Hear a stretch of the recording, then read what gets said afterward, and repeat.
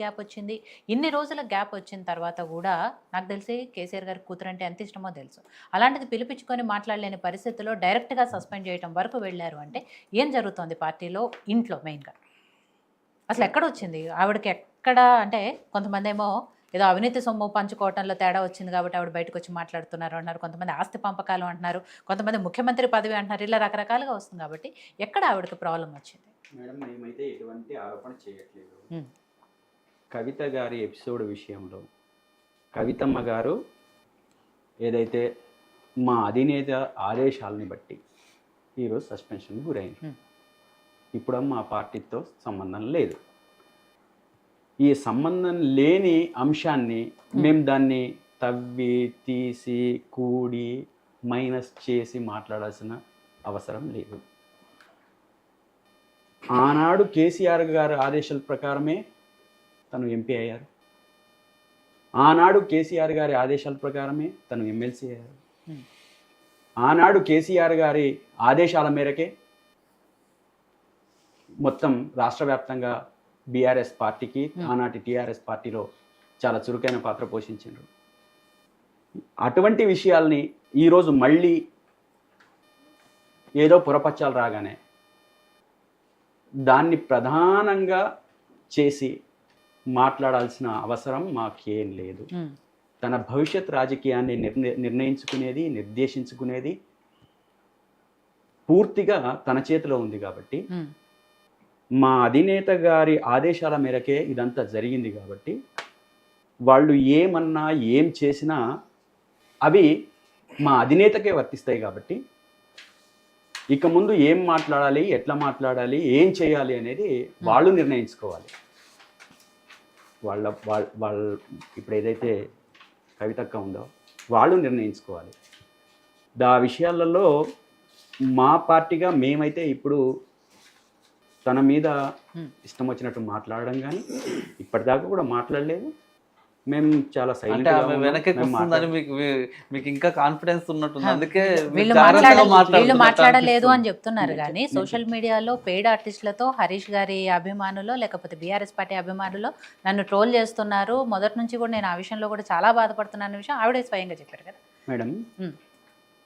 ఆధారాలు లేకుండా ఆధారాలతో మాట్లాడి వాటిని బయటపెట్టి ఏదన్నా అధినేత దృష్టికి తీసుకుపోయి అక్కడ మాట్లాడి ఆ విషయాలలో ఏదన్నా ఉంటే పొరపచ్చాలుంటే మాట్లాడుకోవడము ఇటువంటి పార్టీలలో సర్వసాధారణంగా జరగాల్సిన ప్రక్రియ. ఏ పార్టీలో లేవండి. సోషల్ మీడియానో లేకపోతే ఇంకో పార్టీలో ఏ పార్టీలో లేవు. ఈరోజు మాట్లాడుతున్న ఏ పార్టీ అయినా దేశంలో ఉన్న పార్టీ కావచ్చు, రాష్ట్రంలో ఉన్న పార్టీ కావచ్చు, ఇంకెక్కడైనా ఉన్న పార్టీలలో అంతర్గతంగా ఒకళ్ళ మీద ఒకళ్ళు బురద చల్లుకునేది లేకపోతే కాలు బట్టి గుంజేది కాంగ్రెస్లో లేదా, బీజేపీలో లేదా, లేకపోతే ఇంకోటి లేదా. రాజకీయం అంటేనే అట్లా ఉంటుంది ఖచ్చితంగా. ఒకళ్ళు ఎదుగుతున్నారంటే ఒకడు గుంజుకుంటాడు. దాంట్లో ఈ అక్కగా అట్లా జరిగిందా లేదా అనేది నేను కన్ఫర్మ్ చేయట్లేదు. రాజకీయాలలో జనరల్గా ప్రపంచవ్యాప్తంగా జరుగుతున్న చరిత్రలో ఇటువంటి విషయాలు వస్తాయి. సో దాన్ని ధీటుగా ఎదుర్కోవడము లేదా ధీటుగా నిలబడము, ధీటుగా నిలబడి ఫేస్ చేయడం అనేది ఒక రాజకీయ నాయకుడికి ఉండాల్సిన లక్షణం. సో దానికి నేను ప్రత్యేకంగా ఈ సోషల్ మీడియా ఆ సోషల్ మీడియా అంటే ఇప్పుడు రాజగోపాల్ రెడ్డి గారి మీద కాంగ్రెస్ పార్టీలో జరగట్లేదా ట్రోల్? ఆయన మాట్లాడుతుంది నిజమా అబద్ధమా ప్రపంచానికి తెలుసు, కానీ వాళ్ళ పార్టీలో జరుగుతుంది కదా. ఇప్పుడు వీళ్ళ దాంట్లో రాజేందర్ గారికి లేకపోతే బండి సంజయ్కి మధ్య జరగట్లేదా? అది వాళ్ళ ఇష్టం. ఇప్పుడు ఇటువంటి విషయాలు. రెండోది, సరే బండి సంజయ్ గారు అదేవిధంగా మన రాజేంద్ర అన్న ఇద్దరు కంప్లీట్ వ్యతిరేకమైన పర్సన్స్. అంటే వాళ్ళకు రక్త సంబంధం కానీ ఇంకోటి కానీ ఏం లేదు, భావ సంబంధం కూడా లేదు. నేను అనుకుంటున్నాను భావ సంబంధం కూడా లేదు, రక్త సంబంధం కానీ భావ సంబంధం కూడా లేదు. నాకు తెలిసి కవితక్క మాకు భావ సంబంధంగా వ్యతిరేకం కాదు, రక్త సంబంధంగా కూడా వ్యతిరేకం కాదు. చరిత్ర చూడండి మీరు. శరద్ పవార్, అజిత్ పవార్ అన్నదమ్ములు, రాజ్ ఠాక్రే, ఉద్ధవ్ ఠాక్రే అన్నదమ్ములు, కరుణానిధి కుటుంబం అన్నదమ్ములు. కుటుంబాల్లో కలహాలు రావడం, మళ్ళీ కలిసిపోవడం. చంద్రబాబుని చూడండి, స్వయంగా పురంధేశ్వరి ఇష్టం వచ్చినట్టు మాట్లాడి దగ్గుపాటి వెంకటేశ్వరరావుని బయటకు నెట్టేసి మళ్ళీ ఏకంగా నేను మళ్ళీ ఏకమవుతారనా మీ ఉద్దేశం ఏంటి? మళ్ళీ వీళ్ళందరూ ఒకటే నేను చరిత్ర అవుతారనా? చెప్తున్నాను మేడం, ఇది అవుతుందా కాదా అనట్లేదు. ఉమ్. నేను చరిత్రలో జరిగిన అంశాలు ఏ రకంగా ఉంటాయి, కుటుంబాల మధ్య ఎట్లాంటివి జరుగుతాయి, ఎటువంటి సమస్యలు వస్తాయి, మళ్ళీ ఎట్లా సద్దుమణుగుతాయి, సద్దుమణగడానికి ఏ విధంగా అవకాశం ఉంటుంది, ఏ రకంగా అవకాశాలు అనుకోకుండానే కొన్ని, అది రాజకీయంగా కావచ్చు లేకపోతే కుటుంబ పరంగానే కావచ్చు, ఏదైనా కలిసి రావడానికి అవకాశాలు ఉంటాయి. సో ఇటువంటి విషయాల్లోనే లాక్కొని పీక్కొని ప్రత్యర్థులకు రాజకీయంగా మనం ఎవరితోనైతే ఎదుర్కొంటున్నామో వాళ్ళకి అస్త్రాలు ఇవ్వడం తప్ప ఇంకా వేరేది ఏమీ లేదు. ఇంట్లో గుట్టుని బయట పెట్టుకోవడం తప్ప ఏం లేదు. కడుపులో ఉన్నది బయట పడేసుకోవడం తప్ప. ఇదే విషయము కేసీఆర్ గారు కవితను పిలిచి చెప్పొచ్చు కదా, ఇంటి గుట్టు మనం పరిష్కరించుకుందాము, అనవసరంగా బయట ఇన్ని మాట్లాడుకుంటున్నాం కదా. ఇంతకు ముందు కూడా మీరు మాట్లాడినా కానీ లేకపోతే ఇంకో మిత్రుడు మాట్లాడినా కానీ, తండ్రికి కూతురు ఎంత ఇష్టమో అందరికీ తెలుసు. ఆ తండ్రికి అదే కూతురు ఎంత ఇష్టమో అని చెప్పేసి పదే పదే కవితక్క కూడా చెప్పింది. మరి అటువంటి కూతురు విషయంలో ఆ పెద్ద ఆయన ఎంత ఆలోచించి ఉండొచ్చు, ఎంత అంటే నేనేమంటున్నా అంటే పడటం కంటే ఎంత చిలికిండొచ్చు అంటే ఒక విషయాన్ని, ఒక మంచిని, ఒక చెడుని, లేకపోతే ఈ సమస్య పరిష్కారంలో నేను ఇంకా ఏ విధమైన జాగ్రత్తలు తీసుకోవాలని చెప్పేసి, దట్టు తన కూతురు విషయంలోనే ఎంత జాగ్రత్త తీసుకోవాలని చెప్పేసి ఆ పెద్ద ఆయన ఆలోచించలేదా? ఆలోచించడానికి అవకాశం లేదా? ఉంది. చెయ్యి దాటిపోయిన సందర్భంలోనే ఎవరైనా చెయ్యి దాటక ముందే దాటిపోక ముందే పిలిచి మాట్లాడుంటే ఇవాళ చెయ్యి దాటిపోయేది కాదు అంటున్నాను నేను. ఏదైతే మొదట ఆవిడ దయ్యాలు ఉన్నారన్నప్పుడు అప్పుడే పిలిచి, బిడ్డ మన ఇంట్లో సమస్య మనం మాట్లాడుకుందాము, దీన్ని బయట పెట్టకు అని చెప్పుంటే ఈ రోజు ఈ పరిస్థితి వచ్చేది కాదు కదా అంటున్నాను. దానికంటే ముందు ఏం జరిగింది ఎవరికి తెలుసు? ఇంటర్నల్ గా నేను ఒకవేళ అదే జరుగుంటే ఆవిడ కూడా ఆ విషయం చెప్పాలి కదా. అట్లా కాదు. ఇప్పుడు దయ్యాలు అనే మాట కంటే ముందే వాళ్ళు కుటుంబ సభ్యులు ఇంటర్నల్ గా అనేక రకాలుగా మాట్లాడిండొచ్చు కదా, చెప్పిండొచ్చు కదా.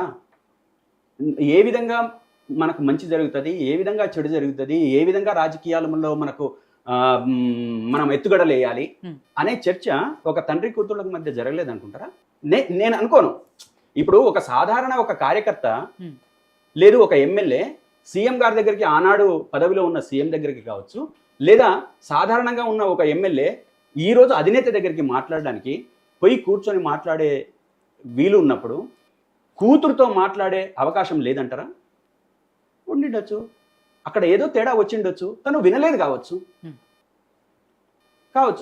ఇక ఆ తర్వాత అట్లా వినలేదు అని అంటే అక్కడ అధినేతకు సాటిస్ఫై అయ్యే విధంగా అక్క చెప్పలేదేమో, లేదు అది కరెక్ట్ కాదనుకున్నాడేమో అధినేత. కరెక్ట్ అంటే తను చెప్తున్న ఏదన్నా ఆరోపణ ఉండిండొచ్చు, లేకపోతే చెప్పే ఉండొచ్చు, కాదనుకున్నాడేమో. కాదనుకున్న రాజకీయాల్లో ఓపిక కొట్టడం తప్ప మార్గం లేదు కదా. ఎక్కడైనా ఏ పార్టీ అయినా అధినేతకు చెప్పడం, ఒప్పించటం, కొన్ని కాలక్రమేణా కాలం సమాధానం చెప్తుంది, ఇంకొన్ని సందర్భాన్ని బట్టి పరిష్కారం దొరుకుతుంది, ఇంకొన్ని అర్జెంటుగా జరిగిపోతాయి. బీఆర్ఎస్ పార్టీ ఏం చర్చ జరుగుతుంది? ఆవిడ అసలు బయటకు రావడానికి కారణాలు ఏంటి అనేది? మేడం నేను చెప్తున్నా కదా, మేము ప్రత్యేకంగా కవితక్క బయటకు పోతుందని ఒక ఎజెండా పెట్టుకొని దాంతో మాకు ఇట్లా ఈ ఇబ్బంది ఆ ఇబ్బంది అని చెప్పి అనుకొని మేము అనుకోవట్లేదు. ఒకవేళ అట్లా అనుకొని ఉంటే అటువంటి నిర్ణయం తీసుకునే వాళ్ళం కాదు. మా పార్టీకి ఎటువంటి ఇబ్బంది లేదు. కాకపోతే కొంచెం ఏంటంటే కార్యకర్తలకు అరే కొంచెం ఇదో కొంత డిస్టర్బెన్స్ కదా ఏంటిది అని అనుకునేటోళ్ళు ఉంటారు తప్ప, ఇది ఓవరాల్గా పార్టీకి మాకు పెద్ద మొత్తంలో నష్టం అని చెప్పేసి ఒకవేళ అధినేత అనుకుని ఉంటే అది ఇంకో రకంగా ఉండేది. మేము అనుకోవట్లేదు కాబట్టి ఈ నిర్ణయం వచ్చింది. సో కార్తిక్ గారు, ఫైనల్గా మీరేం చెప్పదలుచుకున్నారు? ఇప్పటికీ కాంగ్రెస్ పార్టీయే వెనకాలండి నడిపిస్తుంది అనేది కొత్త చర్చ జరుగుతుంది కాబట్టి, సరే మీరన్న వర్షను వాళ్ళేమో వీళ్ళని అంటారు, వీళ్ళేమో వాళ్ళని అంటారు, ఇవి జరుగుతూనే ఉన్నాయి. At the same time Harish గారు కాళ్ళు ఎందుకు పట్టుకున్నారు అనే దానికి కూడా మనకు క్లారిటీ లేదు కాబట్టి, అదే అంటున్నా, దానికి సంబంధించి కూడా క్లారిటీ లేదు కాబట్టి, సరే మొత్తానికి ఇక ముందు ఏం జరగబోతుంది అనుకుంటున్నారు ఈ విషయంలో? పట్టుకునేటప్పుడు చూసిన వాళ్ళు చెప్పాలి, అట్లయినా సరే చూసినాడని చెప్పాలి. ఇప్పుడు ఎవరైతే ఆరోపణ చేసిండ్రో హరీష్ రావు గారు పోయి ఆయన కాళ్ళ దగ్గర కూర్చుని